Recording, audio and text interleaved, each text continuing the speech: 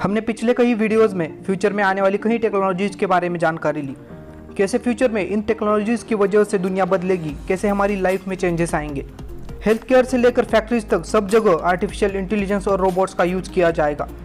आज दुनिया में काफ़ी सारी ऐसी चीज़ें हैं जिन पर हम विचार करें तो हमें आश्चर्य होगा कि ऐसा भी हो सकता है। हमारा फ्यूचर सेफ और ईजी करने के लिए काफ़ी कंपनियां काम कर रही है। अमेजॉन, टेस्ला, स्पेसएक्स जैसी कंपनियों ने अपने फैक्ट्रीज में रोबोट्स का यूज़ करना तक चालू कर दिया है। फ्यूचर में कहीं रिन्यूएबल एनर्जी सोर्सेज का भी ऑप्शन हमें ढूंढना पड़ेगा, क्योंकि पेट्रोल डीजल ये एनर्जी सोर्सेज कभी भी खत्म हो सकते हैं। Solar energy, wind energy petrol diesel को रिप्लेस करने के लिए काफ़ी अच्छा ऑप्शन हो सकता है। बढ़ती पॉपुलेशन की वजह से इंडिया, चाइना और बाकी सारी कंट्रीज में भी ट्रैफिक की प्रॉब्लम है।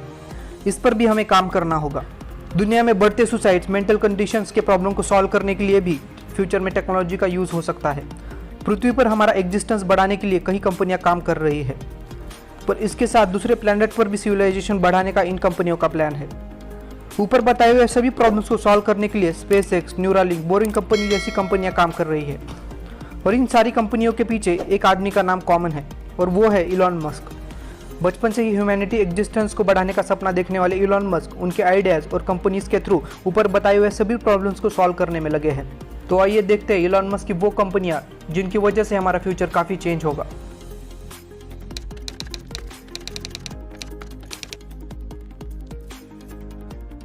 आज बढ़ती पॉपुलेशन की वजह से काफ़ी सारी कंट्रीज़ में ट्रैफिक की प्रॉब्लम है। लोगों की बदलती लाइफस्टाइल की वजह से कार्स, बाइक्स का यूज़ काफ़ी सारा हो रहा है। दिल्ली, मुंबई सिटीज़ में तो आपने ट्रैफिक देखा ही होगा, पर इन सभी ट्रैफिक की प्रॉब्लम को बोरिंग कंपनी सॉल्व करेगी। एक जगह ट्रैफिक में फंसने के बाद बोरिंग कंपनी का इलॉन मस्क को आइडिया आया था। इलॉन मस्क ने इसके बारे में ट्वीट भी किया था कि बोरिंग मशीन के साथ वो एक टनल खोदने जा रहे हैं, और वहाँ से ही इस कंपनी पर इलॉन मस्क ने काम किया। बोरिंग कंपनी का कम कॉस्ट में सेफ टनल कंस्ट्रक्ट करने का प्लान है, क्योंकि टनलिंग में कॉस्ट ही सबसे मेन फैक्टर है। 1 माइल यानी 1.6 किलोमीटर टनल बिल्ड करने के लिए $100 मिलियन to $1 बिलियन की कॉस्ट लगती है। बोरिंग कंपनी का कहना है कि 1 माइल का टनल वो सिर्फ $10 मिलियन में ही बनाएंगे, और टनल से निकला हुआ वेस्ट यानी मिट्टी, पत्थर सस्ते और अफोर्डेबल घर बनाने के लिए यूज किया जाएगा। अगर सच में ऐसा हुआ तो ट्रैफिक की प्रॉब्लम काफ़ी हद तक सॉल्व हो सकती है। आप वीडियो में देख सकते हो कि टनल के थ्रू ट्रैवलिंग करने में और रोड पर ट्रैवलिंग करने में कितना टाइम लगता है।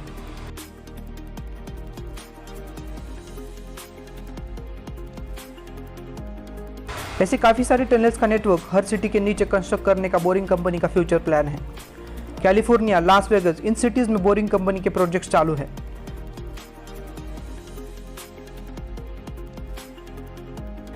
हाइपरलूप के यूज से भी हमें फ्यूचर में फास्ट ट्रैवलिंग में मदद होगी।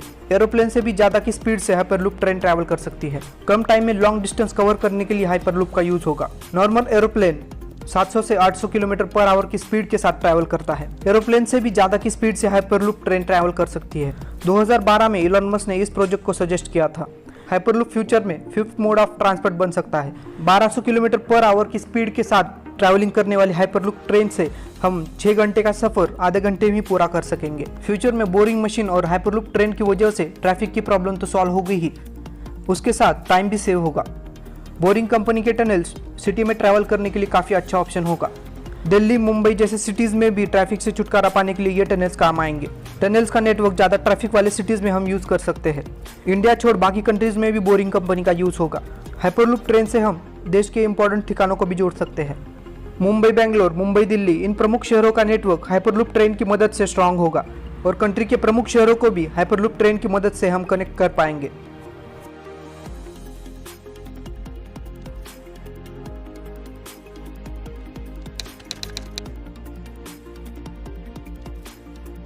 न्यूरालिंक के बारे में अभी काफ़ी कम लोगों को पता है।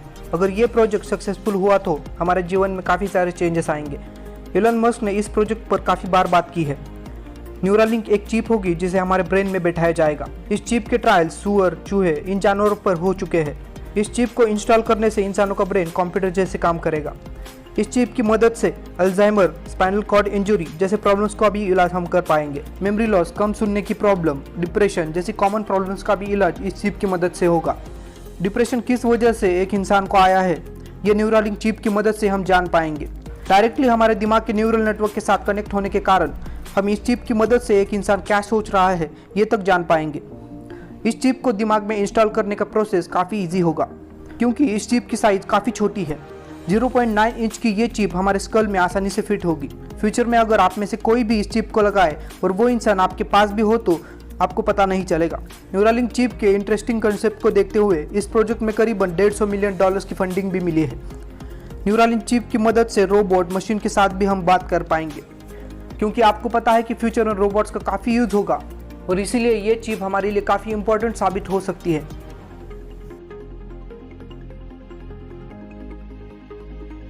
इलन मस्क 2020 में दुनिया के सबसे अमीर आदमी बने और इसके पीछे का राज टेस्ला कंपनी ही है, ये हम सबको पता है।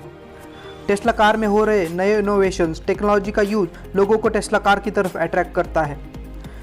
Electric vehicles, auto pilot car, solar city, ऐसे कई प्रोजेक्ट टेस्ला के फ्यूचर प्लान में हैं। पेट्रोल डीजल पर हम फ्यूचर में पूरी तरह डिपेंड नहीं रह सकते। दुनिया में बढ़ती इंडस्ट्रीज, गाड़ियाँ, इनके लिए हमें एक नया एनर्जी सोर्स ढूंढना ही पड़ेगा जो पेट्रोल डीजल को रिप्लेस कर पाए। इस बात को समझते हुए टेस्ला ने अभी इलेक्ट्रिक एनर्जी पर चलने वाली गाड़ियों का प्रोडक्शन भी चालू कर दिया है। इलेक्ट्रिक कार्स के लिए लगने वाला इंफ्रास्ट्रक्चर तो अभी सारे देशों में नहीं बना, पर फ्यूचर में इलेक्ट्रिक कार्स ही सारी जगह यूज होगी। ब्रिटेन, फ्रांस, इन देशों ने डीजल और गैस पर चलने वाली गाड़ियों को बैन करने के लिए वोट किया था।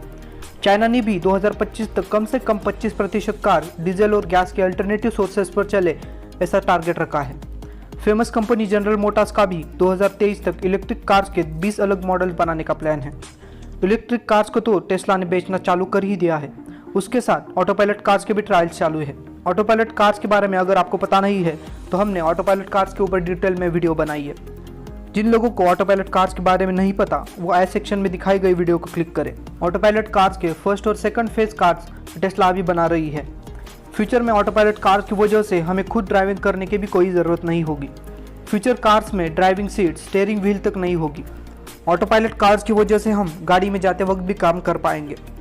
इसी वजह से हमारा टाइम भी सेव होगा और हमारी प्रोडक्टिविटी भी बढ़ेगी। ऑटो पायलट कार्स का यूज फ्यूचर में सब जगह होगा। इन कार्स को लगने वाला इंफ्रास्ट्रक्चर भी आने वाले कई सालों में बन जाएगा। ऑटो पायलट कार्स की वजह से ड्राइवर्स की जॉब जाने का तो खतरा है ही, पर हमारा फ्यूचर काफ़ी इंटरेस्टिंग होगा, इस बात में कोई संदेह नहीं।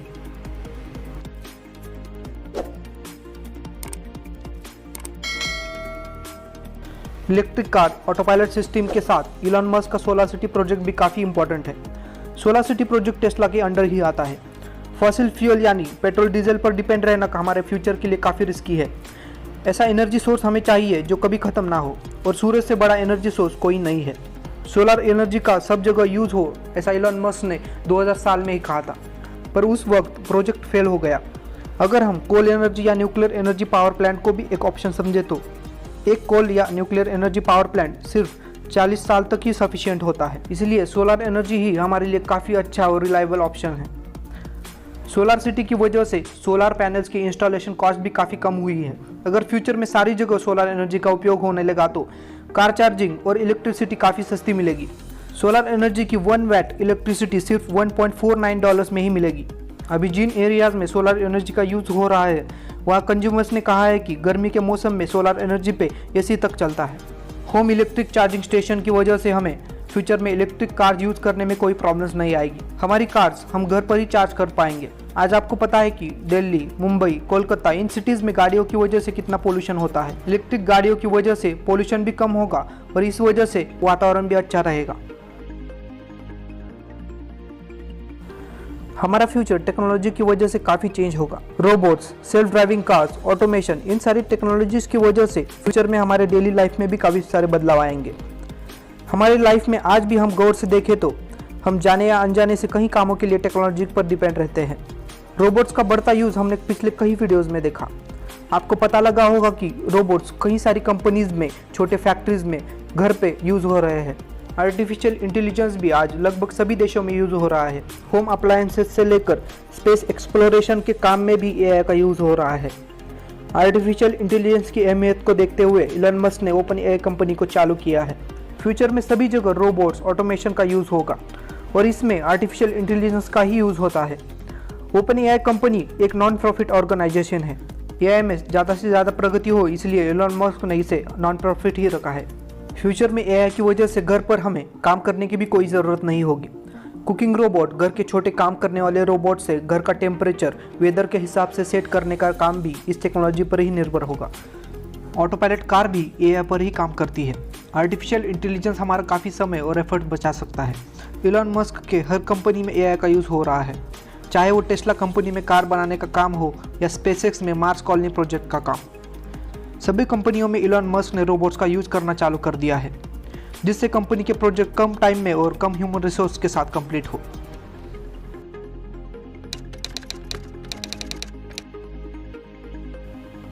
स्पेसएक्स और टेस्ला, ये दो कंपनियां इलॉन मस्क के लिए काफ़ी इंपॉर्टेंट है। आज हमें पता है कि स्पेसएक्स कितनी बड़ी कंपनी है।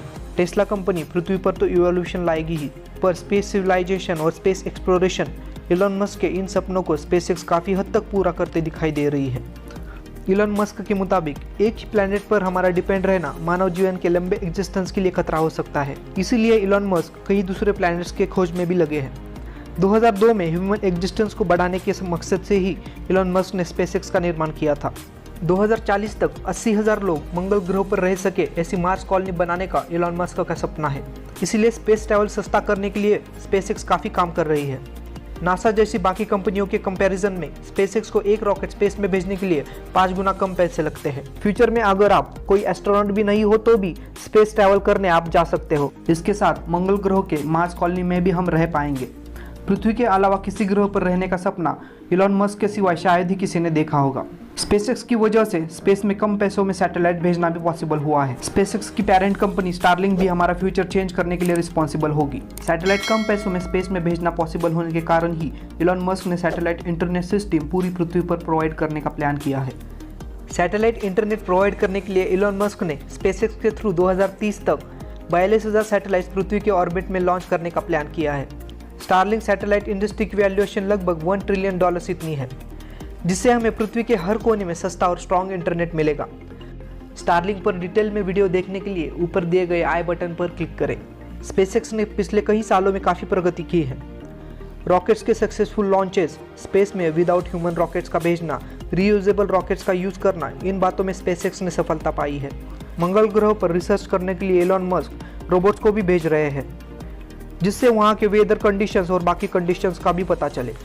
Starlink, hyperloop, Neuralink, boring company के टनल्स का यूज़ भी फ्यूचर में मार्स कॉलोनी में किया जा सकता है। इलॉन मस्क के इन विजनरी प्रोजेक्ट्स की वजह से ही लोगों ने इन्हें सदी का सबसे क्रांतिकारी आदमी कहा है। तो दोस्तों, आज के लिए बस इतना ही। मिलते हैं अगली वीडियो में ऐसे ही एक इंटरेस्टिंग टॉपिक के साथ। तब तक के लिए बाय बाय।